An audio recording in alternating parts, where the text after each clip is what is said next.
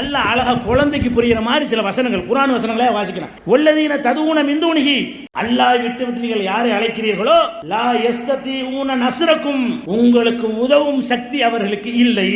அல்லாஹ் விட்டுவிட்டு நீங்க யாரையாவது அழைத்தீர்களேயானால் உதவுகிற சக்தி அவர்களுக்கு இல்லை.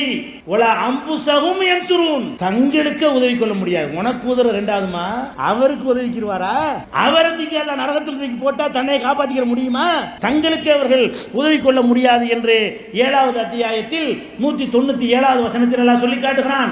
இந்த வசனங்கள்லாம் குர்ஆன்ல இருக்குதா இல்லையா? நீ படிச்சியா இல்லையா? எங்களுக்கு படிச்சு தந்தியா இல்லையா? நான் சொல்லக்கூடிய கருத்தும் அர்த்தமும் அதுல இருக்குதா இல்லையா? இந்த அல்லாஹ்வுடைய வசனத்திற்கு மறுமையில் என்ன பதில் சொல்ல போகிறீர்கள்? பிரசவிக்கிற வேதனையில் இருக்கிற பொம்பளைகிட்ட போய் யாமுகின்னு சொல்லுவாங்க. ஏன்? அப்பதான் லேசாவுமா பிரசவம். யா அல்லாஹ்னு சொன்னா அடிப்பாங்க. அல்லாஹ்னு சொல்லாத, அப்துல் காதர் ஜிலானியை கூப்பிடு.